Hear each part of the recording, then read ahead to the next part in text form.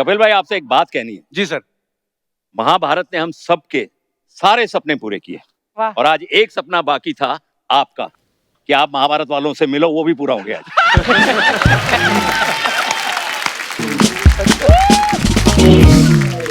और ये हमने 30 साल पहले सोच लिया था कि हम कपिल के शो में आएंगे।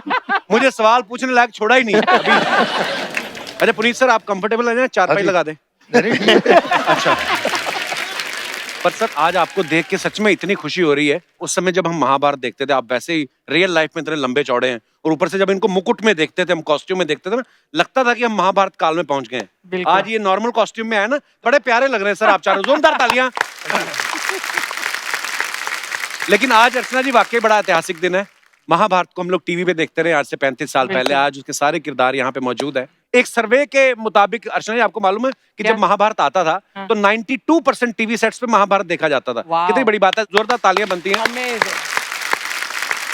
मतलब ऑडियंस के दिलों दिमाग में ऐसा छाया है महाभारत सर, आज तक हमें सारे सीन्स याद हैं, सारी लड़ाइयां, सारे वाक्य याद हैं।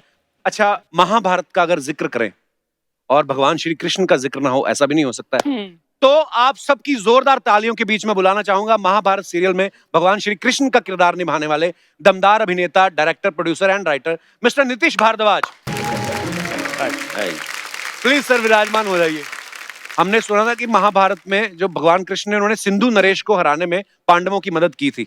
आप पांडवों के साथ थे, हमारी अर्चना जी के साथ कोई था भी नहीं, फिर भी उन्होंने सिंधु नरेश को उठा दिया यहाँ से।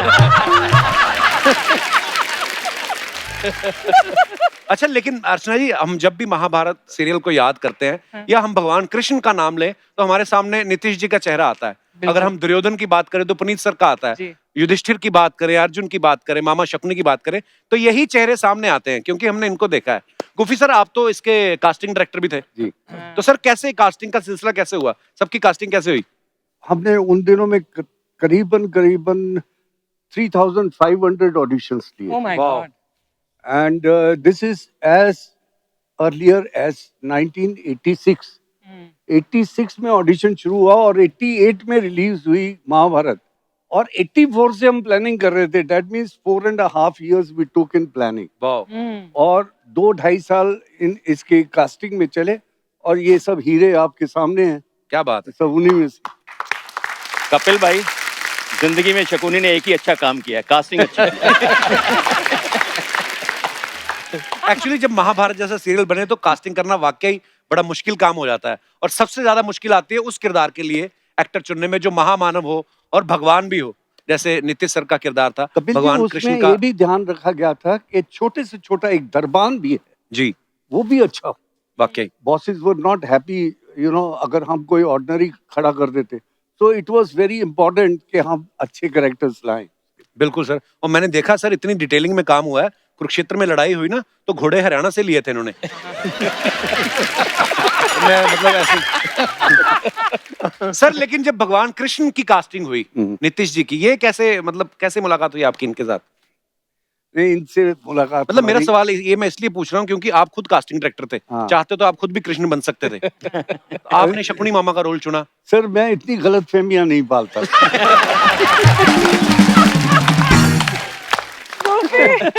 ओहो, नीतीश सर, मेरा एक दोस्त है चंदू, मैंने उसको कहा कि आज ना एक गैग करना है, तो उसमें हमने करोड़पति आदमी का कैरेक्टर करना है। उसने साफ मना कर दिया, कहता मंथली 25,000 से सैलरी के ऊपर वाले आदमी का किरदार मैं कंफर्टेबली नहीं हूँ। मेरा चेहरा ही कहता गरीब है। लेकिन अगर भगवान कृष्ण का रोल करना, इतना जिम्मेदारी का रोल होता है वो, इतना बड़ा किरदार जिसमें इतने सारे शेड्स हों, तो कितनी तैयारी थी सर आपकी? क्या आप उस समय नर्वस भी थे? नहीं, नर्वस तो नहीं था, क्योंकि जैसा मैंने पहले भी कई बार कहा है, ये जो किरदार होते हैं ये कहीं ना कहीं विधि लिखित होता है जी। और इनको ऐसा नहीं होता कि आपको ये किरदार मिल गया और आपने महीने भर में इसकी तैयारी कर ली। अब इसके लिए जितनी सारी आवश्यकताएं थी, स्क्रिप्चर्स का जानना, वेद, उपनिषद, भगवत गीता, ज्ञानेश्वरी का पढ़ना, ये बचपन से हमारे घर में था। अच्छा, जो मेरी परवरिश ही वैसी हुई है, हमारा घर का संस्कार ही वैसा रहा है जी। तो ये कहीं ना कहीं मुझे लगता है विधि लिखित के कारण ये मेरी तैयारी ऊपर वाले ने तभी से करवा ली कि किसी एक दिन कपिल शर्मा मुझसे ये सवाल करेंगे तो मैं जवाब दूंगा। अच्छा, आपको ये जानकर हैरानी होगी कि पहले ये विदुर कर रहे थे। अच्छा जी। और 2 दूसरे सिलेक्ट हुए थे जो कि कृष्ण का रोल करने वाले थे, एक पुराने एक्टर थे और एक हमारे युधिष्ठिर जो बैठे हैं, he was also nominated for Krishna. अच्छा जी. He was with us. But then लेकिन शकुनी ने अपनी चाल चल दी. नहीं, then रवि साहब और हमने इनके साथ कुछ एड फिल्में की.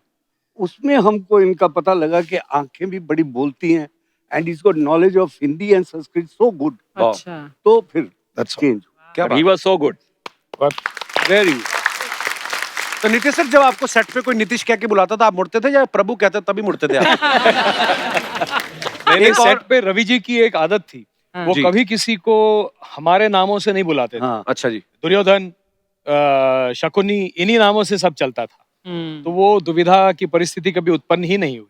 तो सर, एक अर्चना जी का सवाल था. हाँ. इनका ये सवाल था कि कभी ऐसा तो नहीं हुआ कि आप प्रोड्यूसर से चेक मांगने गए हो और उन्होंने कहा हो हमने तो भगवान कृष्ण के मंदिर में चढ़ा दिया, आपको मिला नहीं? अच्छा, अर्जुन सर का नाम बड़ी देर बाद पता चला सर कि आपका नाम फिरोज खान था, लेकिन बाद में अर्जुन के कैरेक्टर में आपको इतना प्यार मिला लोगों का.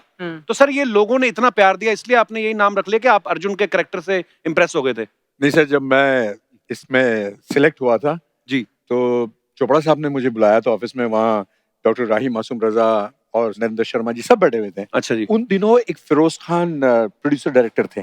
जी.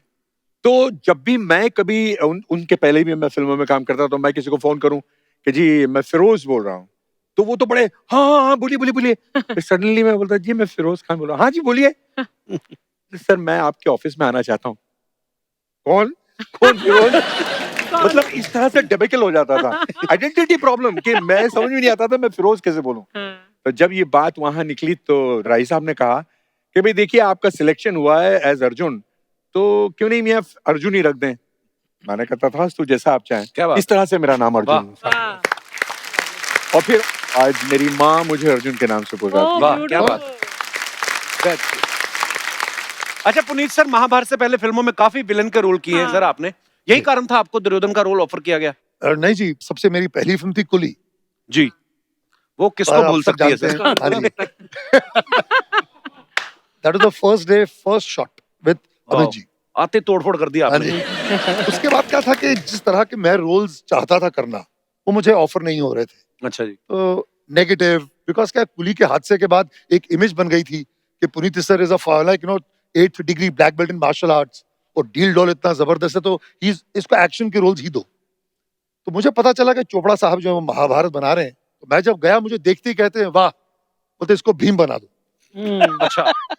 मैं परेशान, बोला यार भीम. मैंने कहा सर मैं यहाँ पे दुर्योधन के पात्र के लिए आया हूँ. अच्छा जी. मैंने कहा तो राही साहब थे कि मियाँ हम तुम्हें हीरो बना रहे हैं और तुम विलन बनना चाहते हो. सर मैंने महाभारत पढ़ा है, मैं जानता हूँ कि दुर्योधन बहुत ही इंपॉर्टेंट कैरेक्टर है. बिल्कुल. तो उससे मुझे एज एन एक्टर दिखाने को बहुत कुछ मिलेगा, तब मैं उसके लिए ऑडिशन करने को तैयार हूँ. वाह.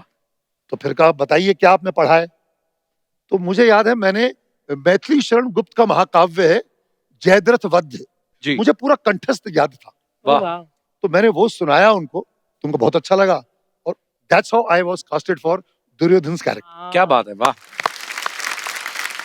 पर जैसे सर ने कहा ना कि मैंने महाकाव्य पढ़ के उनको सुनाया तो उन्होंने रोल दे दिया. हाँ जी. आप ना भी पढ़ के सुनाते, डर के ही आदमी दे देता कि भाई जो लेना ले लो आप. अच्छा, महाभारत में जैसे शुद्ध हिंदी का उच्चारण करना पड़ता था और कुछ शब्द जो थे वो तो संस्कृत में भी थे, तो कितना मुश्किल होता था सर? ये मेरा सबसे सवाल है. जो भी मतलब आपको, जैसे नीतीश सर ने तो कहा था, सबसे इजी प्रवीण कुमार के लिए था. कैसे? उन्होंने पंजाबी में हिंदी बोल और वही कारण था कि इसको पुनीत को भीम नहीं मिला, क्योंकि इनकी हिंदी बहुत अच्छी है. नहीं, दूसरा क्या है कि हमारे हिंदुस्तान में ये मानना है कि हनुमान और भीम ये पंजाबी थे. करेक्ट. क्योंकि पहले दाराजी थे हनुमान जी, और फिर ये अपना प्रवीण पाजी हमारे बन गए भीम. हाँ, मुझे एक सीन याद आ उनका गया. ऐतिहासिक सीन है वो जो पूंछ वाला. वो उसका मैं सुनाता हूँ. जी. That scene was directed by me. अच्छा जी. तो एक छोटी सी झरना सा बह रहा था, उसके बगल में हम शूटिंग कर रहे थे फिल्म सिटी में. तो ये हनुमान जी हैं, उनकी पूंछ जो है पूरी इधर फैली हुई है, वो दारा सिंह जी थे जी. और इधर भीम आते हैं. तो अब दोनों पंजाबी. मैं कहूँ एक्शन, तो बोलते हैं जी वो बांद्रा पूछ टा. बांद्रा वो कहते मैं नहीं ढाऊंगा, तू ढा ले. ਉਹ ਕਹਿੰਦੇ ਪੂਛ ਢਾ, ਮੈਂ ਕਹਿੰਦਾ ਪੂਛ ਢਾ, ਕਹਿੰਦੇ मैं नहीं हटाऊंगा, तेरे में हिम्मत है तो तू हटा ले। ਉਹ कहता है ओ सी मनु जी ਹੁਣ अनुमान होया कि आप हनुमान हैं। इस तरह करके और फिर डब होया, बड़ा ब्यूटीफुल सीन है। अच्छा, वाह, क्या बात है। हम तो डबिंग वाला सुन के भी मजे ले रहे थे, क्योंकि जब कहना हे वानर कृपया अपनी पूंछ हटाएं, तो कहते अगर तुमसे हटती तो हटा लो। तो हम तो उसी में मजा ले रहे थे। मेरे को अब बताया ना कि पंजाबी में बोल दिया था उन्होंने। वाह, क्या बात है, कितने मजेदार किस्से हैं। अच्छा, दर्शकों को पता ही है, लेकिन मैं फिर से एक बार रिमाइंड करा दूं कि नीतीश सर ने पहले चक्रव्यूह प्ले में श्री कृष्ण का रोल किया, फिर महाभारत में श्री कृष्ण का रोल किया। एक फिल्म आई थी महाभारत और बार्बरिक, तो उसमें भी ये कृष्ण बने। B.R. चोपड़ा साहब के सीरियल विष्णु पुराण में विष्णु का रोल भी किया। सर, आपने इतने भगवानों के रोल किए हैं, तो जब कोई आपको नमस्ते करता है तो आप नमस्ते करते हैं कि आपका आशीर्वाद निकल जाता है? वो गलत हाथ से दे रहे हो। डिटेलिंग। सर वो अभी भी रोल में है, वो अभी भी रोल पे ही है।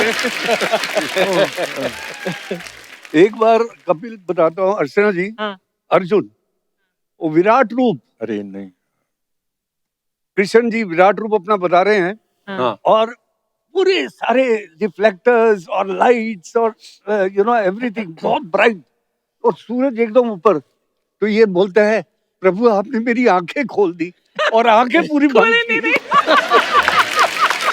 सर आप बताइए, इतने सारे रिफ्लेक्टर आंख पे मारा हुआ है और इतने सारे HMIs है, और वो कितने आगे खोलूं मैं?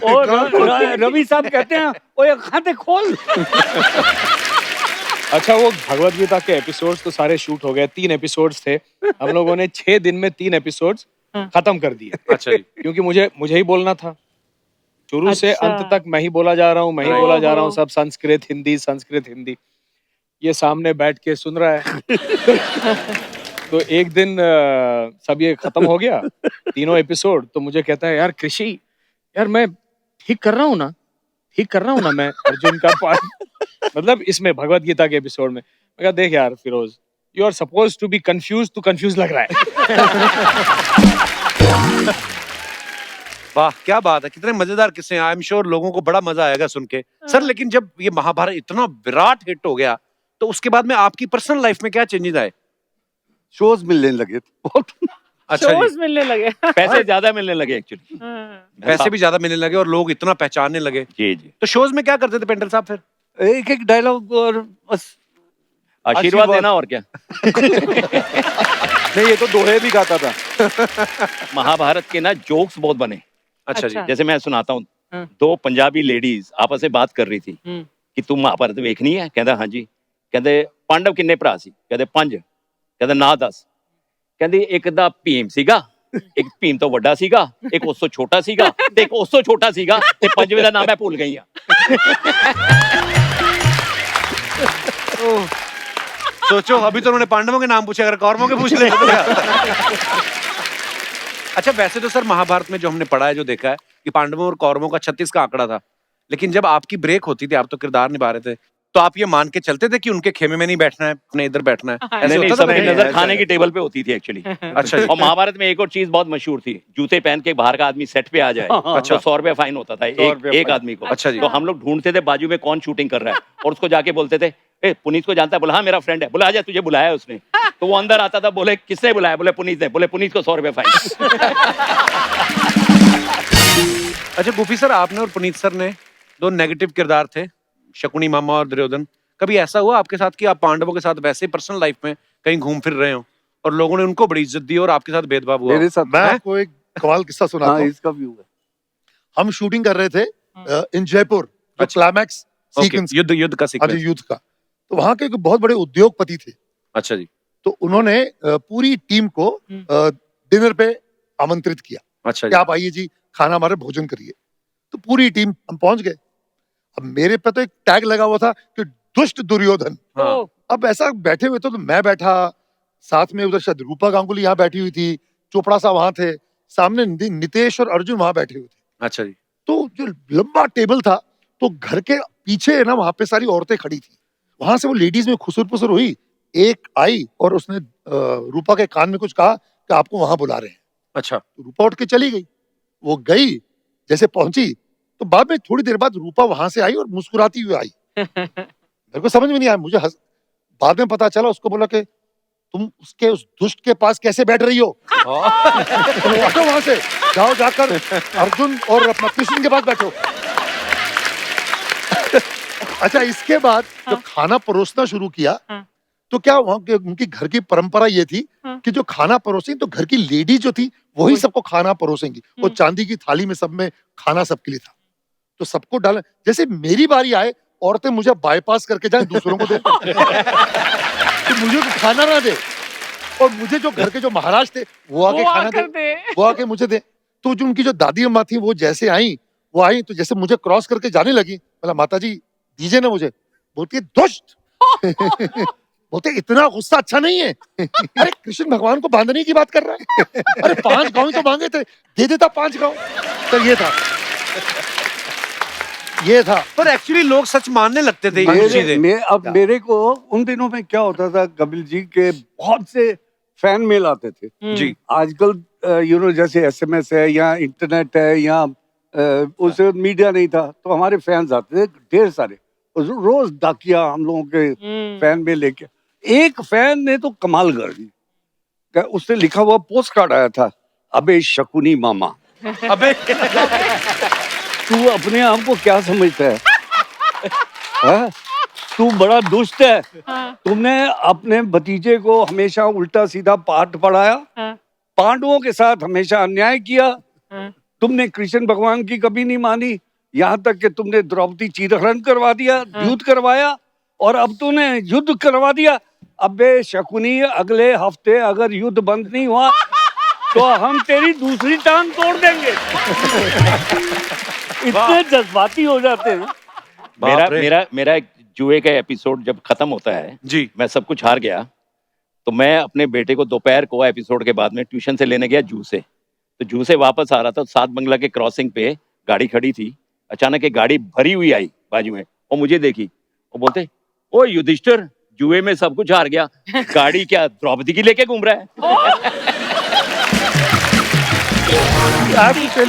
Kapil, They used to get so involved.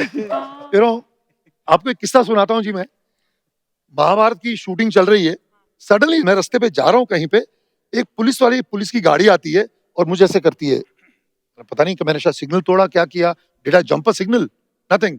पता सर आपके नाम का वारंट निकला है, आप पुलिस स्टेशन आइए, it's a non available warrant. यार ये क्या हो गया? हम गए पुलिस स्टेशन, तो पुनीत सर, गूफी पेंटल, पंकज धीर जो करण बने थे, और चोपड़ा साहब, राही मासूम प्रसाद के ऊपर बनारस से किसी ने केस कर दिया कि आपने जो वस्त्र हरण किया द्रौपदी का, उससे हमारे सम्मान को और हमारे दिल को ठेस पहुंची है, तो you should be put behind bars.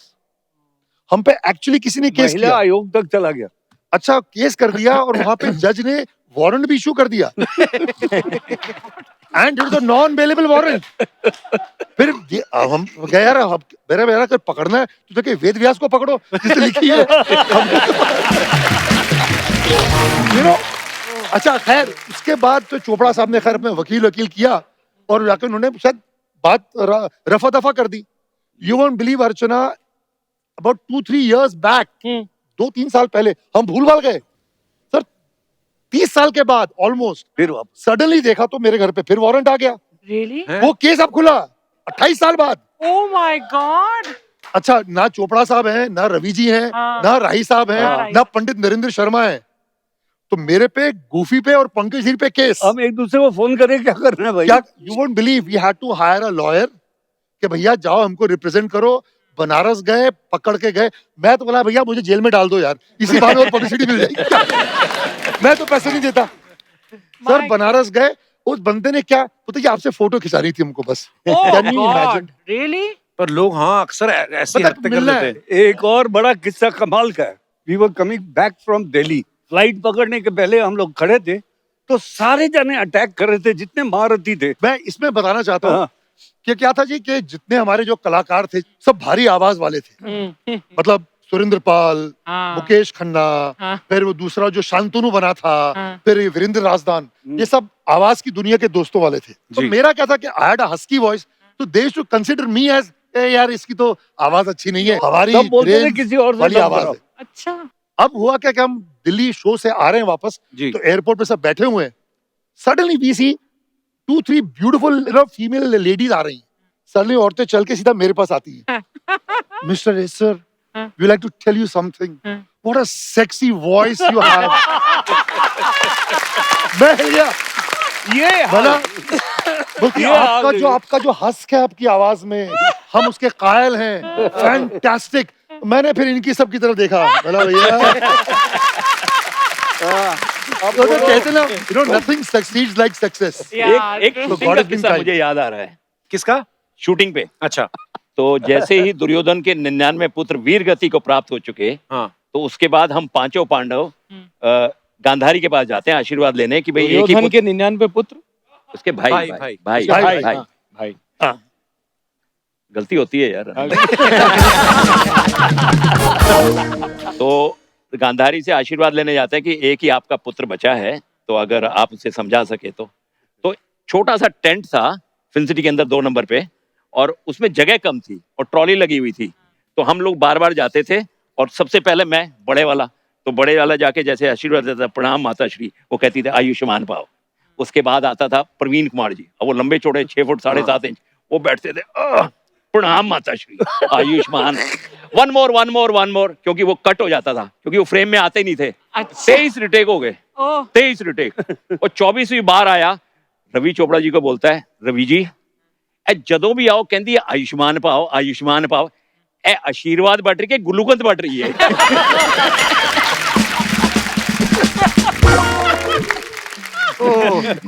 वाकई यार, इतनी बड़ी स्टार कास्ट के साथ काम करो और सब अलग अलग प्रदेश से अलग अलग भाषाओं को जानने वाले लोग, पर वाकई बड़ा मजा आता होगा आप लोगों को। खाने का एक बहुत अच्छा किस्सा है जी।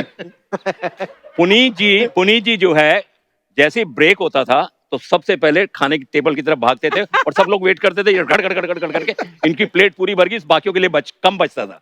तो एक दिन शॉट हो रहा था इनका और पंकज का, तो उनको लगा कि यार, और विदुर आया हुआ था, विदुर का लंच के बाद था, तो विदुर जो है वो खाने की टेबल के पास खड़ा हो गया कि यार इससे पहले ये आएगा पुनीत, मैं खाना डाल लूंगा।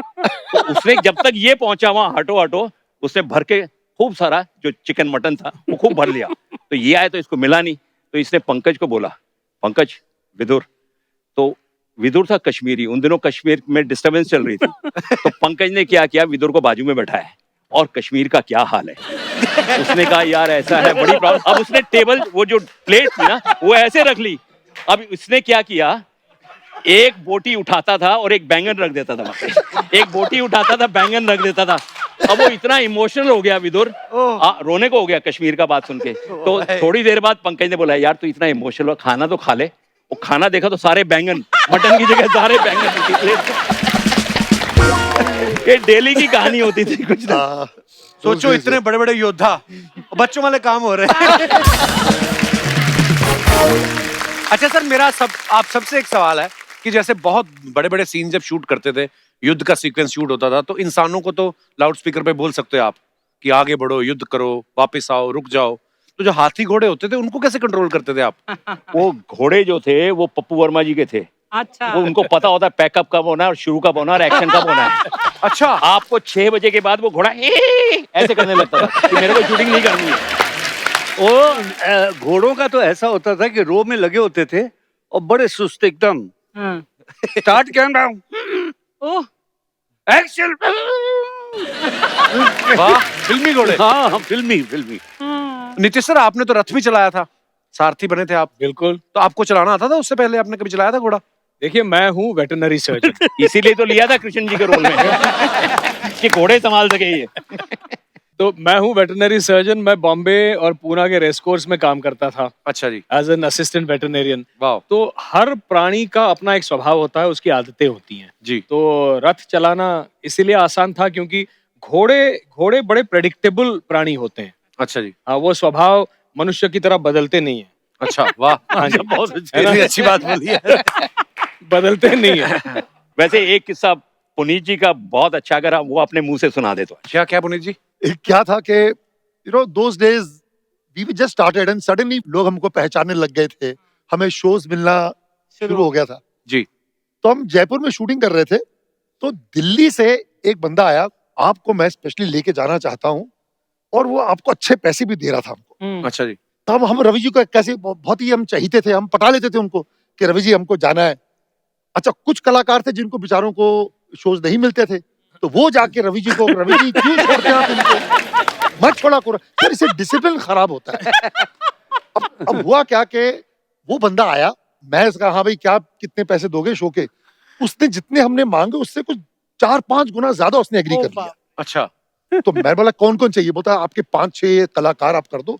तो मैं, मुकेश खन्ना, रूपा गांगुली, अर्जुन, शकुनी, गजेंद्र चौहान और पंकज धीर, तो 8-10 आदमी को मैंने इनके बिहाफ पे सबके पैसों की बात कर ली। अच्छा। उसने जी हमको कुछ बड़ा साइनिंग अमाउंट भी दे दिया। अच्छा। और उसके बाद देखो जी, सैटरडे को शो है और सैटरडे को शूटिंग है, फ्रॉम जयपुर टू दिल्ली 5 घंटे का सफर है। और सर आपको यहाँ से 2 बजे निकलना पड़ेगा या आपको 1 बजे निकलना पड़ेगा। डोंट वरी, रवि जी को मैं पटा लूंगा, रवि जी तो मेरे खास है। अब ये बात हो गई, that news went to Ravi ji. अच्छा। कि ये कुछ 8-10 कलाकार जो हैं ये शो पे जाने के लिए, और उन्होंने पैसे ले लिए। तो Ravi ji he got very angry. तो रवि जी, इनको आने दो, let this Duryodhan come to me to take permission, I will buddy set him right. अब हम सुबह सब 9 बजे, सर 8 बजे विथ मेकअप रेडी, सारे डायलॉग रेडी कि हमको इनके परफॉर्म करने के, हमको जल्दी छोड़ो। तो अब ये गया, फिर पंकज जी गया कि बॉसी आज हमको प्लीज छोड़ दो। शट अप, कोई आना नहीं, मैं किसी को नहीं छोड़ूंगा, समझते हो तुम, मेरा डेकोरम खराब हो रहा है, डिसिप्लिन खराब हो रहा है यहाँ पे। अब ये हो गया, अब क्या हुआ जी, करते करते 11:30, 12, 12:30 बज गए। अब हमको टेंशन के पैसे जो वापस करने पड़ जाएंगे। अब वो टेंशन हो गई। तो पंकज जी रहा है मेरे पास, I have to tell you this, you know Ravi ji great man is. तो मैं पंकज जी रहा था मेरे पास, पुनिटोस यार बड़ी यार, रवि जी ना, he is lost it man. मतलब क्या हुआ, अरे यार एग्री नहीं कर रहे यार। मतलब बट तेरे को किसने बोला रवि जी के पास जाने के लिए, अरे मैं जाता तरीके से पटा लेता। No what happened that time, Ravi sir was taking a shot, करते करते वो ऐसे आ रहे हैं, नो माय बैक, और रवि जी चलते चलते पीछे आ गए। तो ही कुड लिसन कि मैं क्या बोल रहा हूँ। और यहाँ से पंकज जी का वो बोल नहीं रहे कि क्या होगा तेरे को। मतलब अगर मैं होता, मैं रवि जी का असिस्टेंट नहीं रखता अपना। मेरी हिम्मत देखो, अब गुस्से में आदमी बेसिकली लालच है, दिल्ली जाना है। तो पंकज जी, अबे पुप्पो क्या कर रहा है, उतने इडियट, रवि सर की आवाज है इडियट। अब आई एम लाइक दिस, मैं टर्न किया, रवि जी क्या बोला तूने, सर मैं तो सीधा जमीन मारो, सर मुझे मारो। मैं जमीन बैठ गया जी। मैं बोला सर मैं अज्ञानी, मैं पागल हूँ, मैं गधा हूँ, मैं उल्लू हूँ, मैं पाजी हूँ। I took off my shoe, sir ये जूता लीजिए, सर मेरे सर पे मारिए सर। रवि जी स्टार्टेड लाफिंग, रवि जी हंस दिए। वो बोला रवि जी प्लीज छोड़ दो, बहुत पैसे मिल रहे, हमने देखे नहीं है, प्लीज जाओ। He left us. और रवि जी ने छोड़ दिया सबको, और सबको छोड़ा सर। क्या बात है। But Ravina was a softie, है ना, अंदर से बहुत softie. Super person, super. ऊपर गॉड से bless just- his soul, Yeah. God bless his soul. एक Very किस्सा soft मैं heart. सुनाऊंगा। जी जी।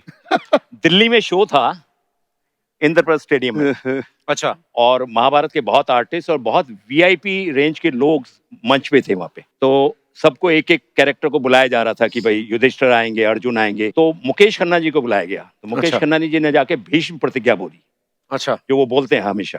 तो भीम जी मेरे बाजू में बैठे थे। मैंने भीम जी को बोला, मैंने कहा पाजी मुकेश खन्ना ने आज भीष्म प्रतिज्ञा बोली है, 2 ही प्रतिज्ञा है, एक भीम प्रतिज्ञा है, एक भीष्म प्रतिज्ञा है, उसी भीम प्रतिज्ञा बोलो। कहते आ ठीक है, आज मैं मुकेश खन्ना नु दसों एक्टिंग की होंदी है। अब उनकी बारी आई, अब पांडुपुत्र भीम आपके सामने आएंगे। और वो उठे वहां से मेरे बाजू से, और चलते चलते चलते चलते मंच पे आ गए। वो मंच पे वीआईपी बैठे हैं, और माइक लगा हुआ था, स्टैंड वाला माइक होता ना। अब उन्होंने बोलना शुरू किया, मैं पांडुपुत्र भीम प्रतिज्ञा लेता हूँ कि जब तक रणभूमि में दुशासन की छाती का लव नहीं पी लूंगा। अब उनको हाथ उठाने हैं। उन्होंने माइक लिया, अपने पूर्वजों को और माइक किससे गया यार, जो माइक में नहीं बोलना था वो बाहर बोल दिया। जो पब्लिक ने शोर मचाया है, बाप रे। one of the fantastic moments with us. Innocence और वो ऑनेस्टी एक्चुअली। Yes, हमारे यहाँ सबसे बढ़िया सेंस ऑफ ह्यूमर जो थी वो परवीन कुमार जी की। Oh, yeah. Amazing. Typical Punjabi, वो और विधुर अगर दोनों बैठ के बात करें, एक एनएसवी ग्रेजुएट और एक हमारे प्रवीण जी, वो उसको कह रहे हैं, कहते विधुर तू लेट बहुत आंदा है यार।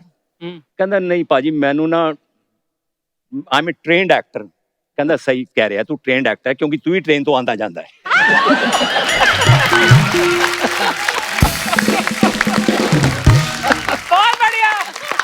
बहुत बढ़िया। Superb. We are missing him here actually. Actually. Super. हम लोगों को कभी गिफ्ट में उन दिनों में नए नए जब महाभारत रिलीज हुआ तो कलर टीवी आने लगे। हाँ। एक एक लड़के को हमको बुला बुला के मैन्युफैक्चरर्स टीवी सेट्स देने लगे हमारे मनपसंद का।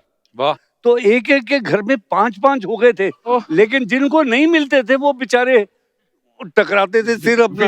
विदुर बेचारा। हम लोग प्लेन में वापस आ रहे हैं, वो भूत होता है ना, लगेज भूत, उसके ऊपर टकरे मारे। वो बोलते हैं मैं ते एनएसडी ट्रेंड है।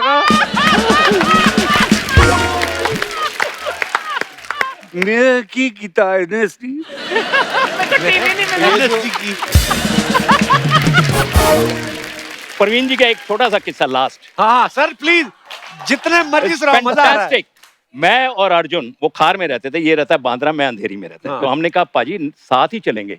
अब उसके घर पे बैठे हुए वो वेट कर रहा है। तो मैं कहा पाजी चलिए। कहता नहीं यार वो गणेश नहा रहा है, उनका बॉय। अच्छा। मतलब मालिक तैयार होके बैठा है और बॉय नहा रहा है।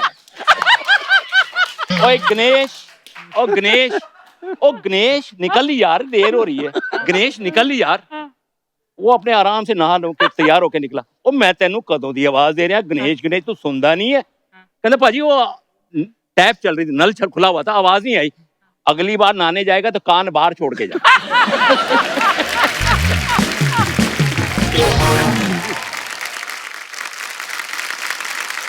अर्जुन सर, महाभारत के टाइम अज्ञातवास के समय जब अर्जुन ब्रहनला के रूप में रहते हैं, तो उस समय आपने क्लासिकल डांस सिखाया था राजकुमारी को।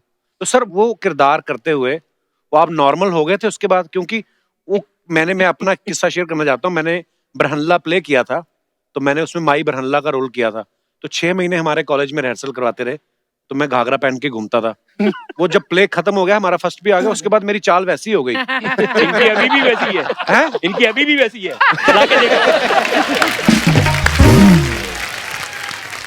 देखिए पहली बात तो महाभारत का जब ये सीक्वेंस शुरू हुआ होने वाला था ब्रहनला का, मुझे नहीं मालूम था।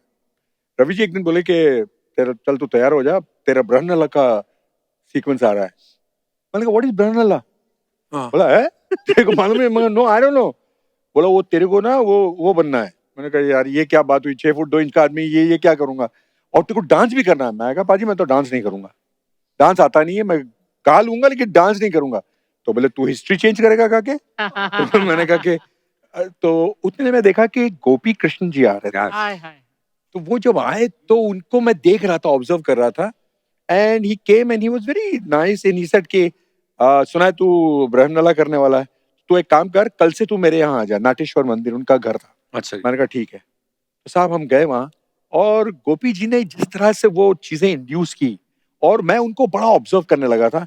तो मैंने कहा जब 6वां या 7वां दिन था, तो उन्होंने मुझे सारे तोड़े और मुद्राएं वो सब सिखा दिए, और फिर वो एक नेचुरल चीज जो थोड़ी सी आ गई थी उसमें।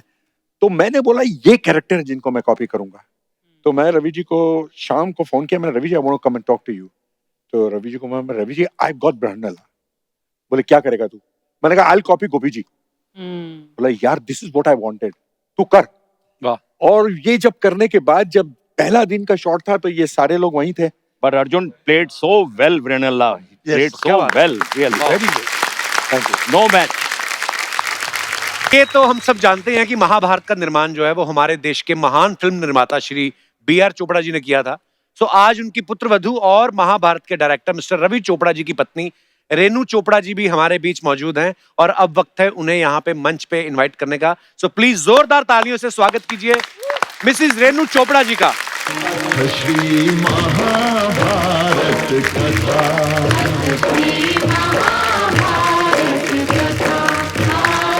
महाभारत कथा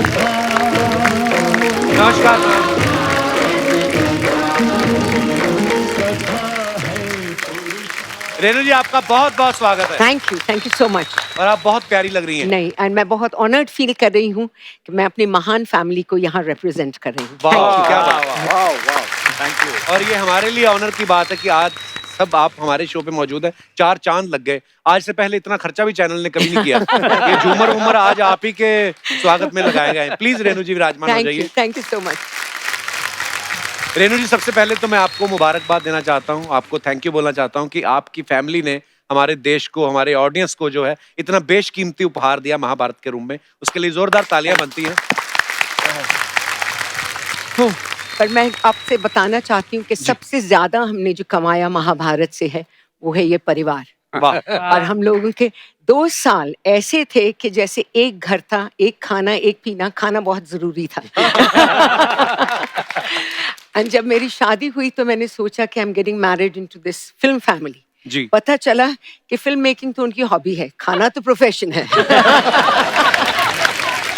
अच्छा ये बातें पता नहीं बीच में अभी प्रेम सागर जी आए थे, रामानंद सागर साहब के सुपुत्र। तो बी आर चोपड़ा साहब और वो भाई थे। हाँ, तो उस समय मेरे को नहीं पता था, लेकिन उन्होंने भी यही बात बोली। बोलते यार कभी घर आना, पराठे वराठे खाएंगे। मतलब उन्होंने कोई दूसरी बात ऐसी बोली नहीं कि ये कुछ करेंगे यार। पर हाँ खाना पीना तो फिर क्या करें अभी पंजाब रवि साहब जब खाने को ऑफर करते थे और आप नहीं खाएंगे तो आपको पैसे देने पड़ते थे। अच्छा हमारा किचन साथ में चलता था, कुक्स होते, शेफ्स होते, या और वो बकायदा जो रवि साहब ने बोला, अच्छा लड़कों आज क्या मुगलाई खाना है, आज चाइनीज खाना है, आज Italian, everything was on the set, all made on set. Ma'am घर पे भी तो सुना वर्कशॉप्स लगती थी बिल्कुल जो संडे के संडे वर्कशॉप होती थी, ये सारे आते थे। फिर खाना होता था, खाने के टाइम पे पुनीत से सब डर जाते थे। वो सीधा किचन में पहुंच जाता था। 40 रोटियां बेल बेल के मेरा कुक थक जाता था, कहता जी उनको मत अंदर लीजिए। और भाभी वो that dinner used to be with families. yes always and actually once I remember मैं आई फिल्म सिटी, तो शूटिंग फिल्म सिटी में ही अक्सर ज्यादा होती थी। तो जब मैं आई मुझे पता नहीं था कौन सी स्टेज पे है। तो ड्राइवर ने पूछा कि मैडम कौन से स्टेज पे ले चलूं। ऐसे जहाँ तंदूर लगा है बाहर वही हमारा स्टेज है। तो मैम आप महाभारत जब शूट हो रहा था तो आप कौन सा डिपार्टमेंट संभालती थी, उसमें कैसे जुड़ी हुई थी? खाने के अलावा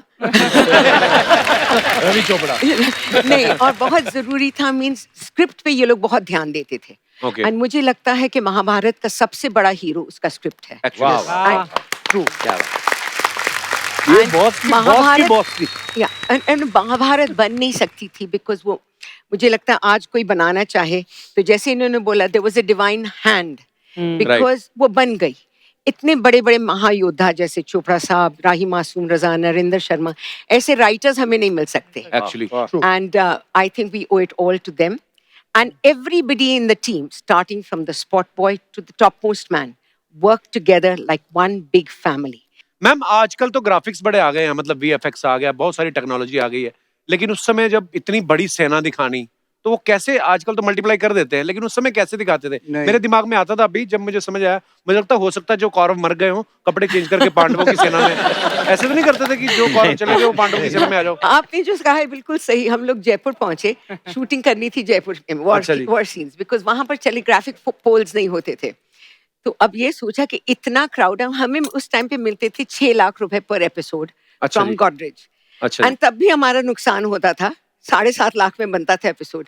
तो आई रिमेम्बर रवि घर आते थे, पापा से कहते थे कि मैं कितनी भी कोशिश करूं 6 लाख में नहीं बन सकता। ही सेड तुम एक बात याद रखना, तुम दिल से बनाओ, ये तुम्हारा एटीएम होगा, any time money will be. क्या बात है। एंड हम जयपुर जब पहुंचे तो कोई प्रॉब्लम नहीं था, there were no extras to be paid. वो जितने गांव वाले थे वो सब सैनिकों के कपड़े पहन के आ जाते थे रोज वॉर सीन्स करने, एंड रोज शूटिंग हो जाती थी। एक दिन वो चक्रव्यूह का सीन था जयपुर में जी, तो सुबह सुबह वो जो जूनियर आर्टिस्ट से गांव से आते थे वो आए ही नहीं, सब आर्टिस्ट तैयार होके बैठे, 11 बज के 12 बज के 1 बजे देखा कुछ आने शुरू हुए, तो रवि जी ने बहुत गुस्से में थे, बोले मेरा सारा प्लानिंग खराब कर दिया। उनका जो एजेंट था उसको बोला कहाँ से आ रहे हो? बोले सर जी महाभारत देख रहे थे, आज संडे है। महाभारत देख के आ रहे हैं। क्या बात है। मैं आपको एक बड़ा अजीब सा किस्सा सुनाता हूँ। हमारे कैमरामैन थे वाहब वाज यंग मैन, बहुत ब्रिलियंट आदमी थे। तो उसकी बहन की शादी थी, कहते हैं हम लोग वेट कर रहे हैं, बारात नहीं आई। हाँ, 10 बजे आना था बारात ने, और हम वेट कर रहे हैं, कोई नहीं आई। ये लोग पहुंचे 2 बजे। तो इस वाले मौलवी ने उनसे पूछा, भाई मियाँ इतनी लेट, बारात तो आपकी 10 बजे आनी थी। कहते क्या करें, हम महाभारत देख रहे थे। ये प्यार था एक्चुअली बोलता महाभारत है के लिए। आप अगर देख रहे थे हमें भी बता दिया होता, हम भी देख लेते। वाह वाह, क्या बात है। इसी बात पे मैं आपसे शेयर करना चाहती हूँ। जब हम लोगों ने महाभारत बनाई तो हम लोग उसका स्क्रिप्ट लेके गए तो दूरदर्शन, तो गिल साहब थे वहाँ। तो उन्होंने कहा कि देखो बाकी तो सब ठीक है, पर आप कह रहे हैं आपके राइटर हैं डॉक्टर मासूम रजा, वो महाभारत कैसे लिखेंगे? सो डैड टोल्ड हिम कि महाभारत ना हिंदू है ना मुसलमान है, it is a story of every family. ये जो डिस्प्यूट होती है फैमिली में, हर घर में महाभारत होनी चाहिए, रखनी चाहिए किताब, टू अंडरस्टैंड कि क्या नहीं करना चाहिए। रामायण आपको बताता है क्या करना चाहिए। एंड ही सेड अगर राही साहब नहीं होंगे तो I will walk out, I will not make Mahabharat, because the concept of समय वाज राही साहब। एंड अगर समय नहीं होता तो कोई ये कहानी बांध नहीं सकता। वाह वाह, क्या बात है। आज भी मेरे पास बड़े चोपड़ा साहब के 2 पत्र हैं जो उन्होंने मुझे लिखकर लंदन भेजे थे। अच्छा। जब महाभारत का रीटेलीकास्ट हुआ मेट्रो चैनल के ऊपर जी, तब मैं यहाँ पर नहीं था, मैं लंदन में रहता था। तो उन्होंने एक दिन मुझे पत्र आया, BR फिल्म से पत्र आया, तो मैंने खोल के देखा, उसमें उन्होंने लिखा था कि जब पहली बार महाभारत बन रही थी तो मुझे तुम्हारा कंट्रीब्यूशन समझ में नहीं आया, क्योंकि देखने का पूरी तरह से समय ही नहीं मिला। आज रीटेलीकास्ट में देख रहा हूँ, थैंक यू वेरी मच। वाह। ये जो डायलॉग्स हैं राही साहब के, आज भी कानों में गूंजते हैं। मैं और भाभी कई बार ये बात कर चुके हैं कि पूरा 10-15 दिन बैठ के केवल एपिसोड्स को देखने की इच्छा मन में होती है, एक साथ, वो एक साथ देखने का समय ही नहीं मिल रहा है। पर आप देखिए कि लोगों के दिलों में कितना छाया हुआ है महाभारत। आज भी जब लॉकडाउन शुरू हुआ जी, तो लोगों ने गवर्नमेंट को लिखना शुरू कर दिया कि रामायण और महाभारत जो है वो दोबारा शुरू किए जाएं। उन्होंने किए भी, और वापस से उसकी बड़ी अच्छी रेटिंग आई उसकी। क्या बात है यार। बिल्कुल। पहले जो है महाभारत की वजह से लॉकडाउन होता था, अभी लॉकडाउन की वजह से महाभारत। हमारे पास कुछ पिक्चर्स हैं सर, जी। आपको दिखाना चाहते हैं, कुछ यादें ताजा की जाएं थोड़ी। वाह वाह, ये आपका फैंटास्टिक। वाह सर। अर्जुन सर वैसे लड़की भी होते तो बड़ी हॉट होते आप। तो मैं आपको नहीं छोड़ता फिर। नेक्स्ट। वाह वाह, मजा आ जाता था ऐसे। जम्बूरी मैदान। इसके मास्टर शॉट लिए थे हमने जयपुर में। Abhimanyu, he is in London now. He is in London.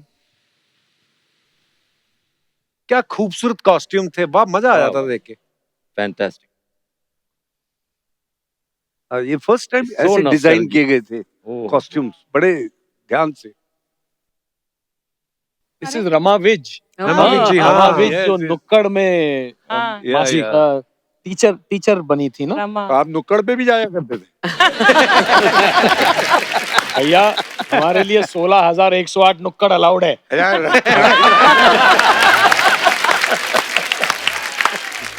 और भी हैं कुछ पिक्चर।